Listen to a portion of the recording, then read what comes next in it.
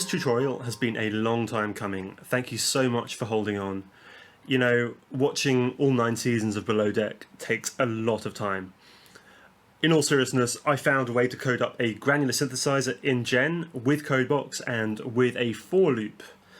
So you might have seen a previous tutorial in which we have to copy and paste this horrendous code 30 times. This is far less than satisfactory because it breaks the golden rule in programming of DNR, do not resuscitate. DNRY, do not repeat yourself. If you've already watched the previous video, it probably won't be necessary to watch this whole video in its entirety, so just skip bits as you please. You may be able to work out the fix for the for loop issue yourselves once I've told you what I'm about to tell you. So do have a go if you feel so inclined. So I logged my issue with Cycling74, and Isabel very kindly pointed out that Delta and Latch are stateful operators. So I can't use them in a for loop because Gen can't pre-allocate memory to them. And Gen will never allocate memory dynamically during audio processing because that runs the risk of audio dropouts or crashes. And I quote Graham Wakefield's explanation in a forum post there. I'll post a link to that below.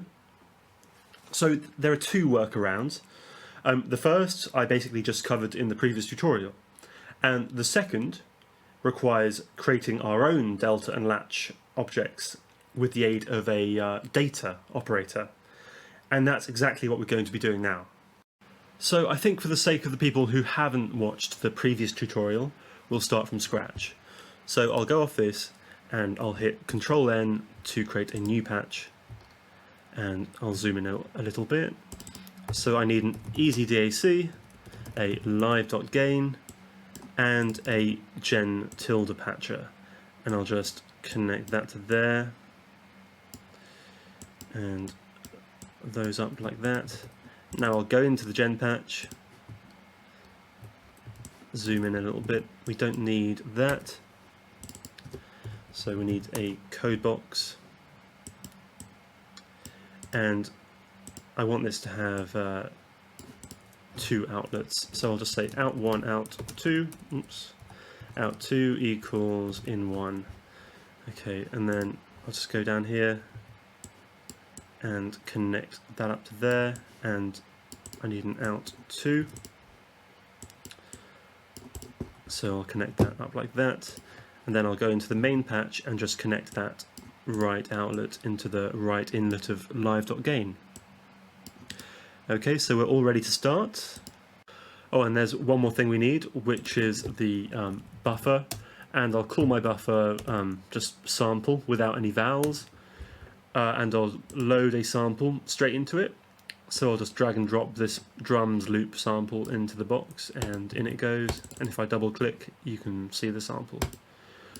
Okay, so let's begin by writing in our parameters. So let's start with density, which will default at 30 Hertz. Density controls the rate at which we trigger the grains. So let's say our minimum is 0 and our maximum is 100 grains a second. Okay, and then we'll have our position, and this basically just controls where we read back from in the sample buffer.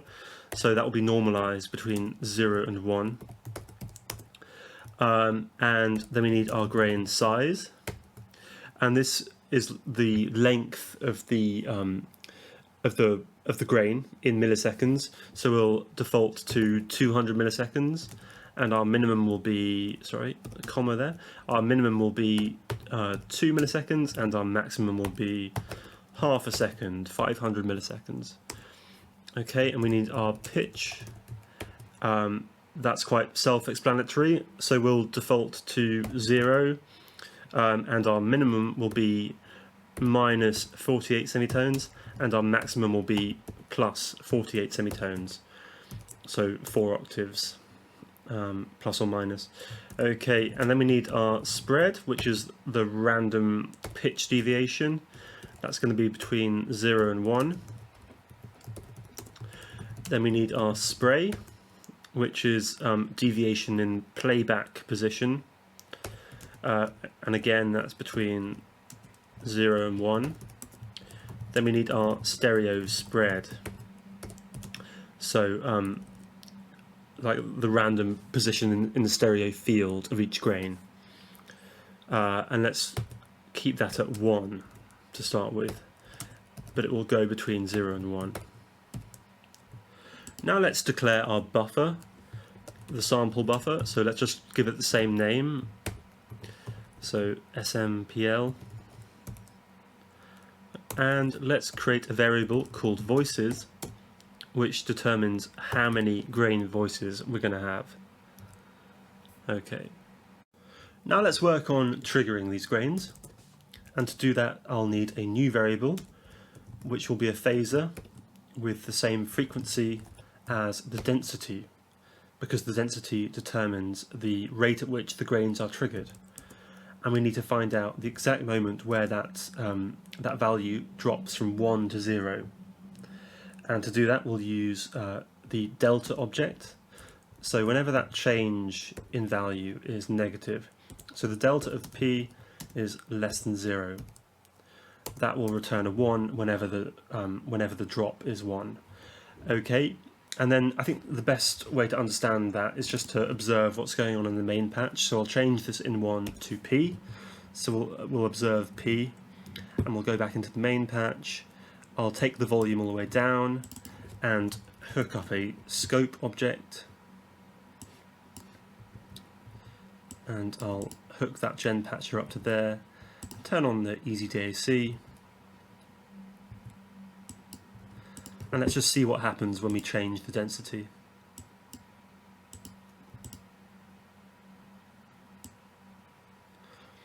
So when it's low, these spikes are far apart, and when I increase the density, they're much closer together. Okay, and now we need to use this this value, this kind of Boolean value, as a way to count up to our number of voices. So we'll say our new variable c, which will be our count, our voice counter, will be counter p, and we'll reset it with in1, and it's going to count up to our number of voices. Okay, and now let's set our output to c and lock that, and we'll go back into our main patch and we'll create a number object and hook it up to there and turn on the easy DAC, and you should see that this number goes up to 30.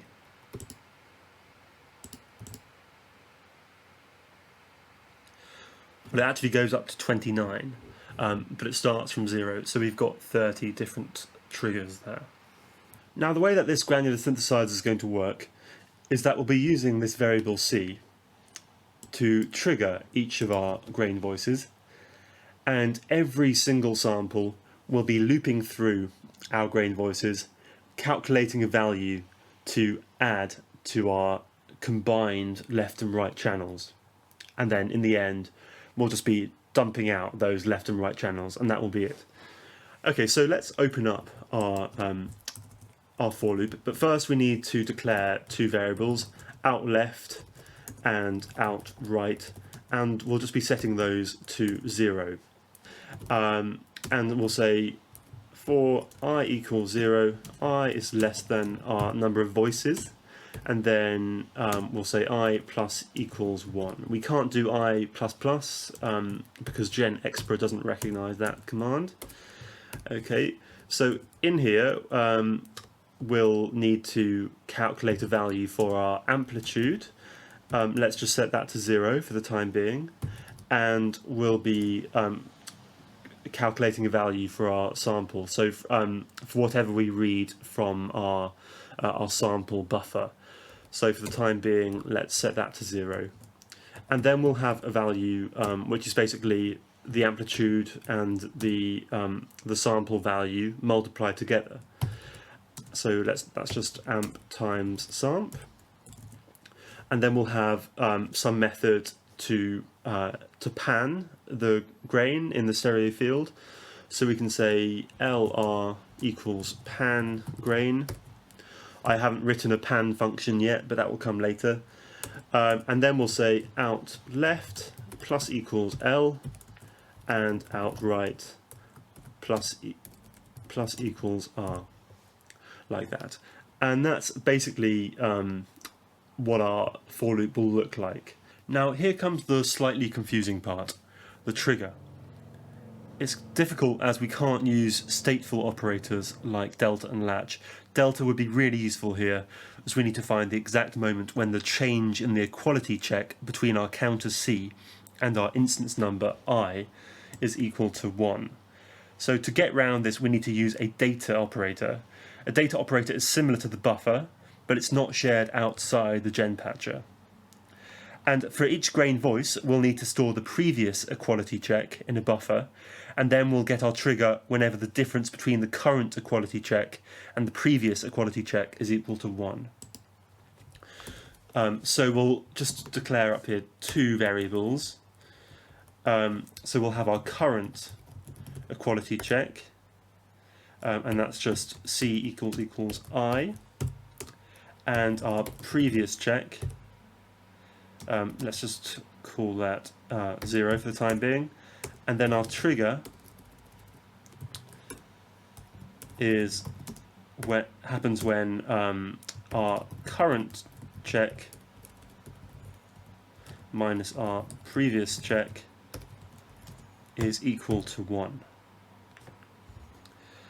Now, how do we store? How do we find this previous check value? Now, that's when we use the buffer, the data buffer. So I'll declare this operator under our sample buffer. So data info, I'm calling it info, and it's going to have 30 samples. It's going to be 30 samples long because we have 30 voices, and it's going to have one channel. So to find this previous check, we're going to use the peek operator, and we're going to peek inside our info buffer at sample number I, and in channel 0. And after we've set that previous check variable, we'll poke the current check inside our info buffer. So we'll say poke info, value is our current check at position I in channel number 0. And yeah, that's basically our trigger method. So we can now use this trigger variable as our trigger for starting off our grain. We now need to create a voice-specific counter. I'd like to use the conventional counter operator, but unfortunately that's also stateful, so I can't use that in a for loop. And to do that, we'll just create another channel in our info buffer.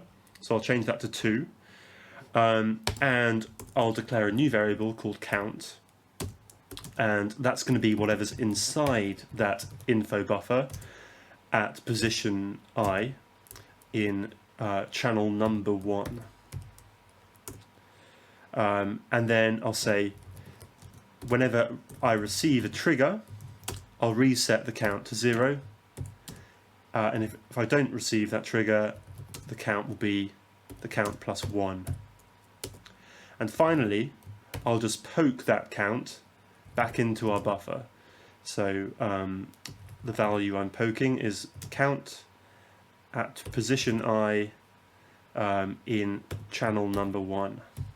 Now that we have our counter, we can begin work on the amplitude envelope, and that's basically going to be a hand function. But first we'll need to convert this size parameter into a value in samples. So underneath here, we'll say sz equals ms2sams of the size, and then we'll have our phase, and that's going to be the count divided by the size in samples, and we never want that phase to go above 1, so I can just say phase equals the minimum of 1 and the count divided by the size, and then we can just get rid of that 0 and say our amp equals 0.5 minus 0.5 times the cosine of the phase times 2 pi.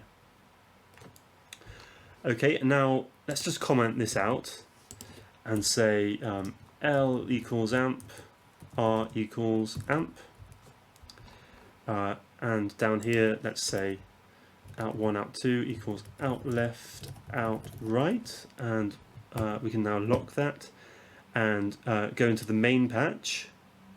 Now if I turn on the EasyDAC and just bring the density down to something like 3 Hertz, we can see these hand windows, which is exactly what you want. And now if we just change the grain size to something like, I don't know, 400, they get wider.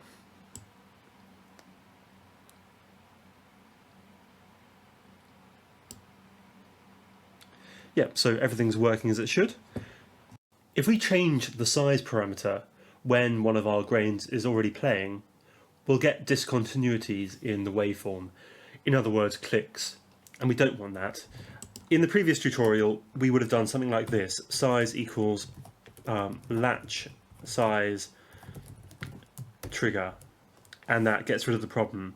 But as you know, latch is a stateful operator, so we can't use that in the for loop. So you guessed it, we're going to go back to our info buffer and change this to 3. And we'll use a workaround with an if statement and that data buffer thing. So whenever we receive that trigger, we'll poke the value into the data buffer. So we'll poke the size at index I in channel number 2. Else, we'll just set the size as whatever's already in the buffer at index I in channel number 2.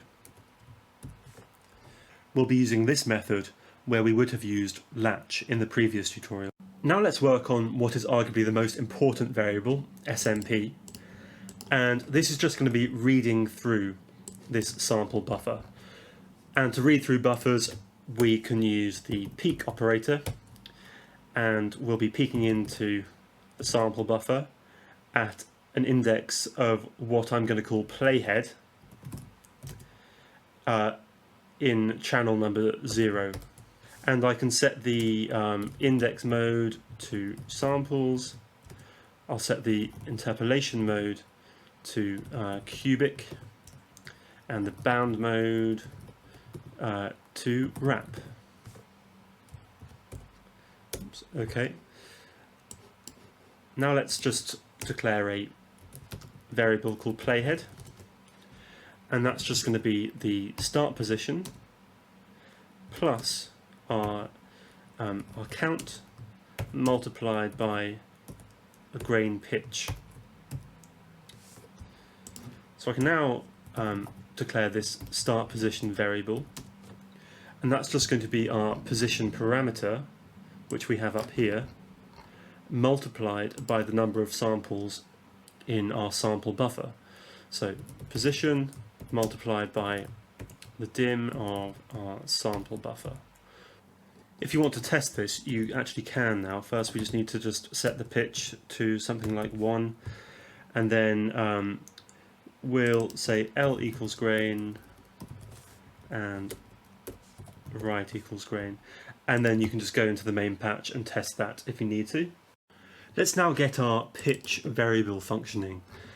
If we go up here, our pitch parameter is dealing in semitones, so we need to use a kind of MIDI to frequency conversion. So we'll say 2 to the power of pitch over 12, and that's basically it. But whenever we change the pitch parameter, we'll get discontinuities in the waveform.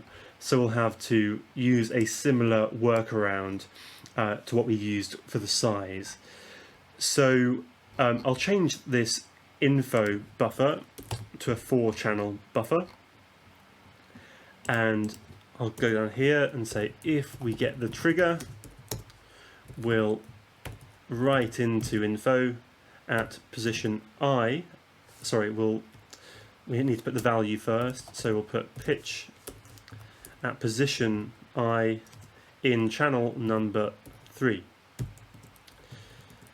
Else, we'll just set pitch to whatever is already in the buffer, so at position I in channel number 3. And that's the pitch done. So we've essentially now covered all the main functionality of our granular synth. So let's now tackle the spread, spray and stereo spread. And let's start with the spray, which is random offset in the start position of each grain. So just above the start position variable, we'll declare a new variable called spry, and that's going to be equal to noise multiplied by 0.5. So we get random values between minus 0.5 and plus 0.5. And then down here, we'll just add that spry variable to the position and then multiply it by the number of samples in the sample buffer. And then finally, we just need to kind of latch that. So we'll say if trigger, we'll poke that value into our info buffer. So we'll poke the start position into the info buffer at index I in channel number 4, I think, and I just need to increase the number of channels up there. Yeah, and then I'll go down and else start position equals whatever's already in the buffer. Okay, so that's the spray done. Now we need to work on the spread, which is random fluctuation in the pitch of the grain. So I'll create a variable called spread without vowels, and that's going to be noise multiplied by 12. So we get random pitches plus or minus an octave. And again, I can just add that to whatever the main pitch is in there, and I don't need a latch function because I've already got it here. And then finally, our stereo spread, which is random deviation in the stereo position of each grain. So I'll just create a variable called panpos, and my central pan position will be 0.5, and I'll just add some random deviation to that with some noise, and that needs to be plus or minus 0.5, and then I'll multiply that by my stereo spread parameter.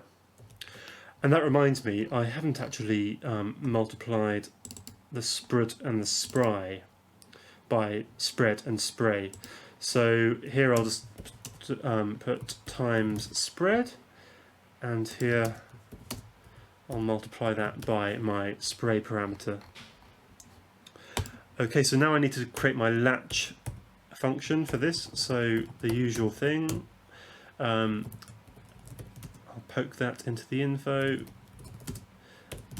and we're on channel 5 now. Else pan pos equals peak info, and we just need to make sure we've got 6 channels in our info buffer.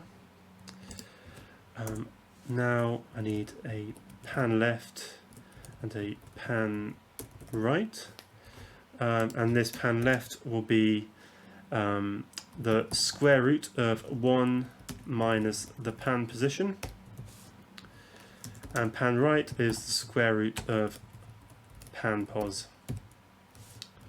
Now L equals grain times pan left, and R equals grain times pan right. So I think that's everything done. We'll head over into the main patch and see if this works, and then we can clean up the code and make some functions outside the main body of this for loop. Okay, so I'm in the main patch and I'll turn on the easy DAC. Oh, and I straight away can see an error. So, variable spr is not defined. So I think that's just a typo somewhere. Yeah, so just here that should be spry, not spr. So I'll lock that, go back into the main patch, turn on the easy DAC.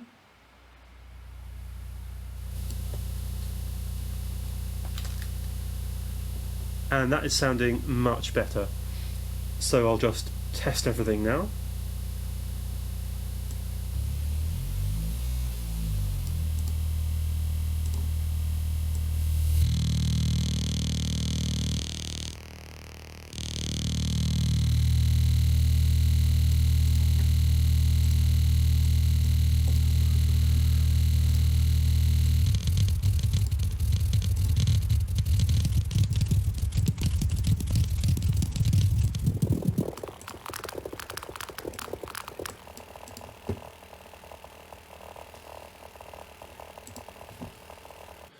So now that everything's working as it should, let's just try and make this code a bit more readable. And we'll do that with some functions. We're currently on 87 lines of code, so let's hope to reduce that by at least a little bit. And let's start with the trigger. So it would be quite nice if I could say trigger equals get trigger. I can't have it quite that simple. I'd have to send it at least CI and info, but it's still not too bad. So I'll go up here and declare that function. So get trigger, count, instance, and some data. And we've got our current equality check. So that's checking whether the count is equal to the instance number. And then our previous will be peeking inside that info buffer at index instance in channel number 0. And then we'll poke current inside that same buffer, and then we'll just return current minus previous equals 1. Okay, and now we can just get rid of all of this, and we've got a nice little trigger function. Now let's do the same with count. So it would be good if we could say count equals get count. And we'll need to send this our info, and we'll need to send it I, and we'll need to send it the trigger. And I think that is everything. Yeah. So we'll go up here and we'll say get count. So we've got data, and then we've got the instance, and then we've got the trigger.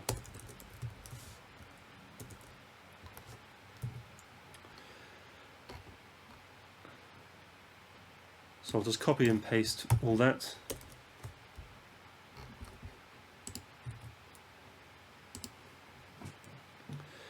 So I can say count equals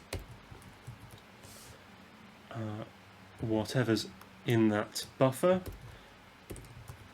at my index of instance in channel 1, and then I'll replace that with underscore trig, and yeah, and then we can just replace that with data and replace that with instance, and finally we just return the count.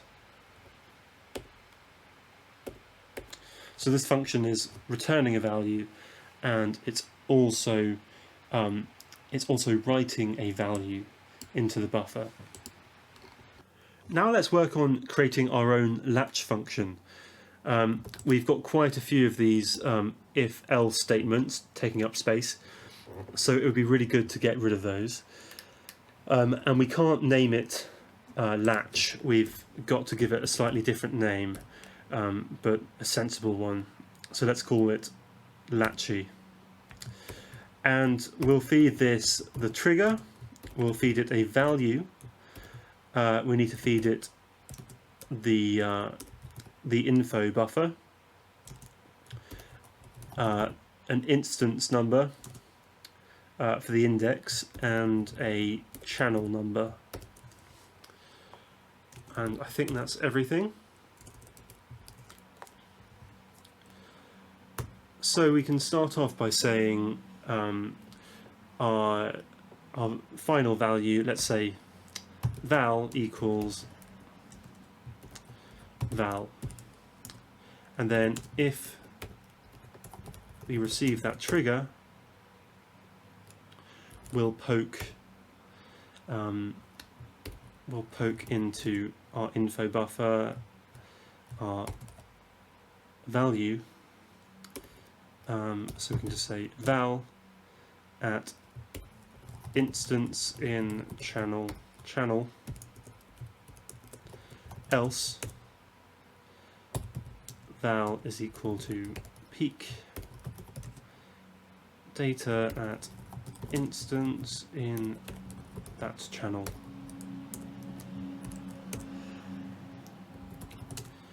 And then we'll just return val. And that is everything, I think.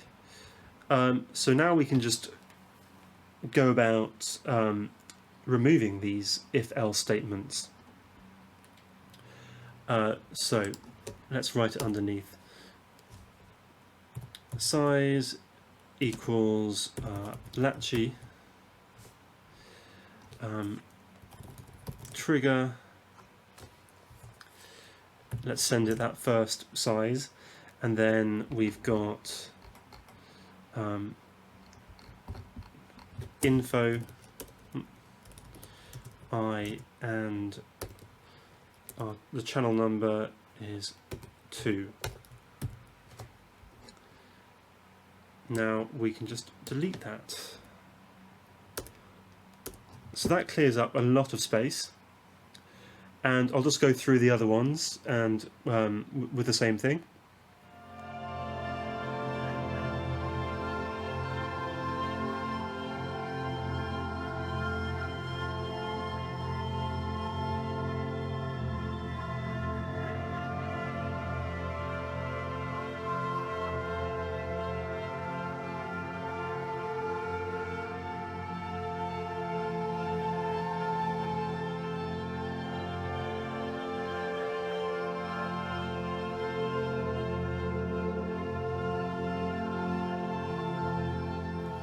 So that has cleared up quite a lot of space. So now, not only is everything kind of more readable and understandable, I can also see things in one frame of this code box, which is really good. And I'll just make a comment here explaining what that is. That's a hand function.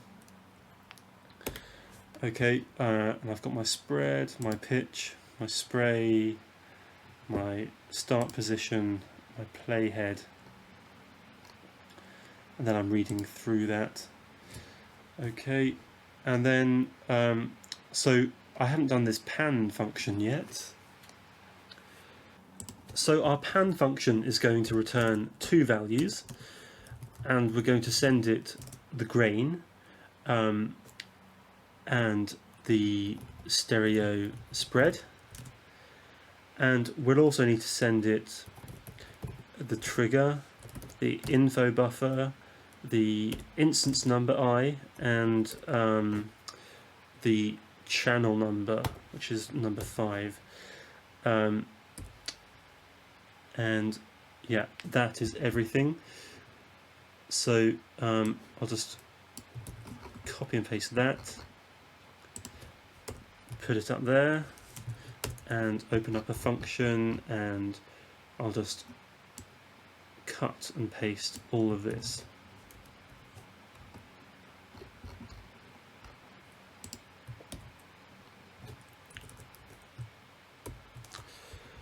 Now I'll just go about editing all this, so I'll change that to audio, and I'll change this to stereo spread without vowels. I'll change that to just trig. I'll change this to underscore dat. I'll change this to instance, and I'll change that to channel. Okay. So I can leave all of this apart from this, which I'll change to stereo spread, and this needs to be underscore trig, this needs to be underscore dat, that needs to be underscore instance, and this needs to be underscore channel. This is all fine. Grain I need to replace with underscore ord. And then finally we just return L and R.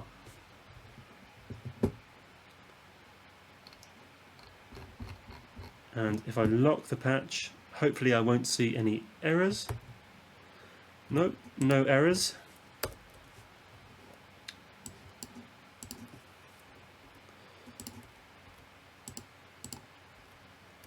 So we've saved ourselves a couple of lines of code, not many, but it's still much more readable now.